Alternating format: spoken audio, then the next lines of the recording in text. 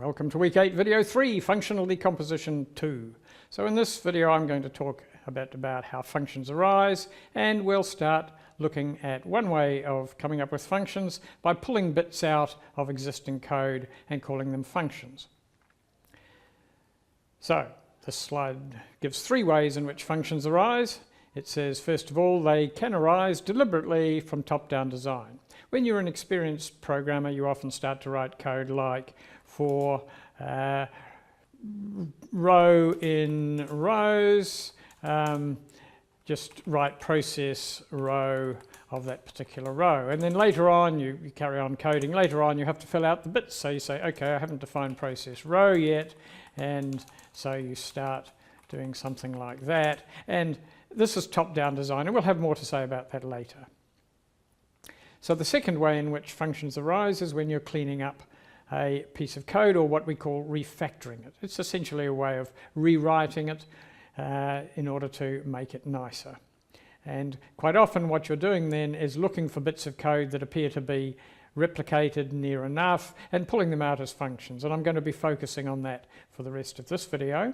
And the third way, which is related to the second way, is by discovery. This is where you're in the process of programming, not after you've sort of finished and then trying to clean up. You're in the process of programming and you've discovered that, oh, I need to do that bit up there. You copy and you paste it in, and then you remember what Richard said, oh, I'm using copy and paste. Maybe there's a function here and maybe I should stop and pull it out. And what name does it have? I know, I'll call it the initialize board function or something like that.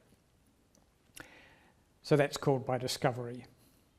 So the process of decomposing a program into smaller functions is called functional decomposition, and what I'm going to be focusing on in this video is this particular example. So here I have a piece of code, and what it does, actually I've already got a sneaky bit there. What it does is, well, I'll show you what it does.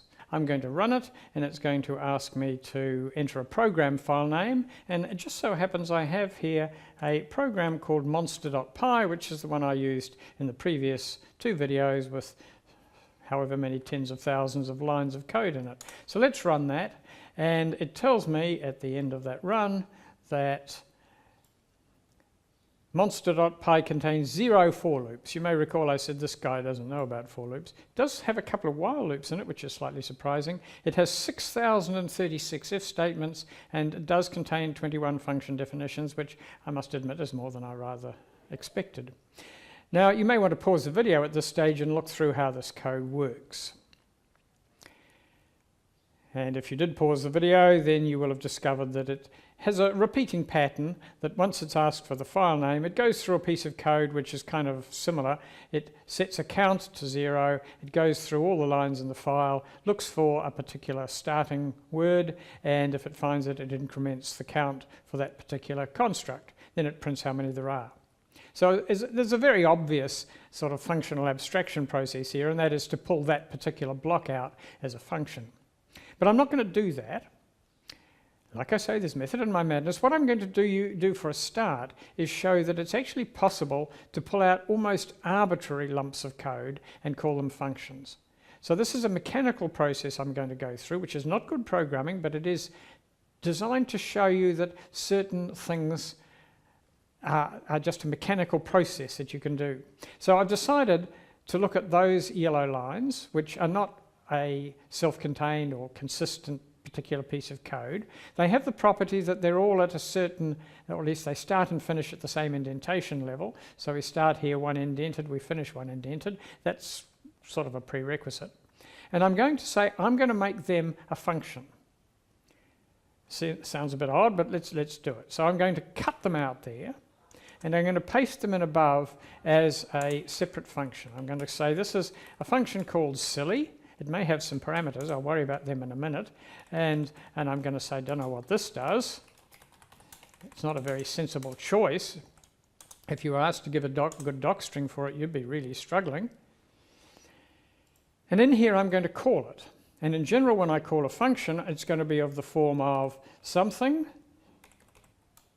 equals my function, like so. right? So I've replaced a block of code with a call to a function that contains the lines of code that I pulled out.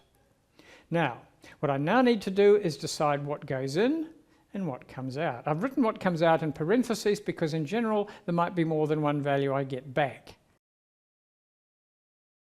So this process I'm going through can be done with any lump of code provided it starts and finishes at the same level of indentation. You can't pull out half a for loop, for example. That's half a statement. You can't do that. So what have we got? Let's run through this code and see what would happen. For line in lines. Well, you can't do that unless you know what lines is. So what has to go in here is all the data that we have to pass into the functions. So functions take input parameters and they return values. So we have to put in anything that the function needs, and what we have to do at the end of the function is return whatever you need to pass back out. So the first thing that's going to have to go in here is lines, otherwise this statement won't execute correctly. So this is going to be lines. For line in lines, okay, well line is a local variable, that's all right. If when you strip the line it starts with 4, well that's all right.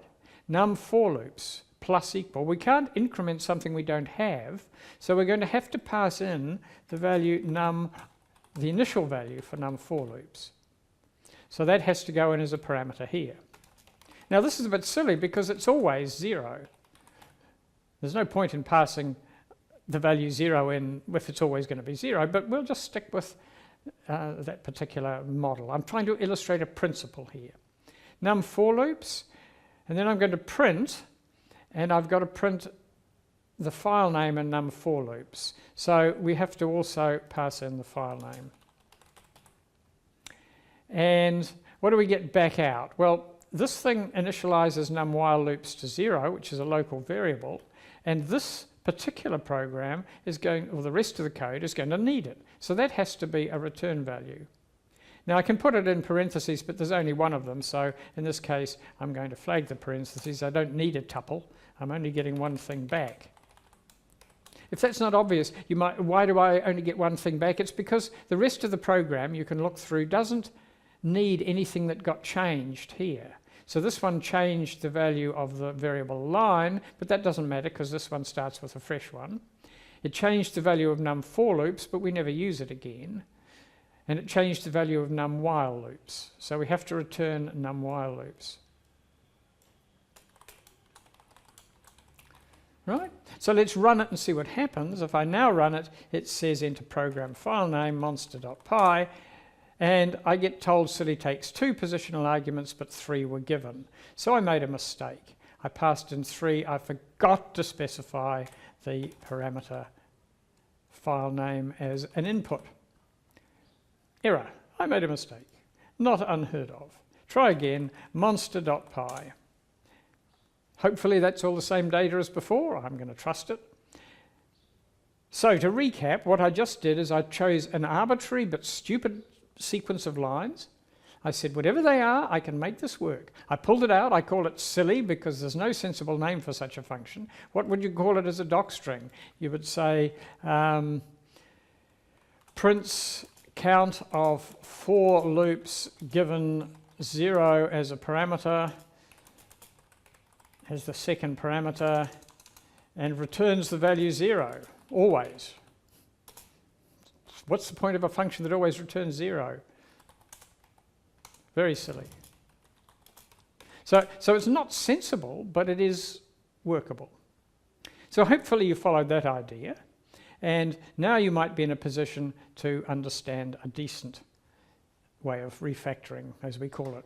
So just to summarize here, any sequence of complete statements can always be pulled out. Identify all the variables that must be defined already in order for the bits of code to execute. These are called the input parameters to the function. And identify all the variables which get defined or altered and are needed later.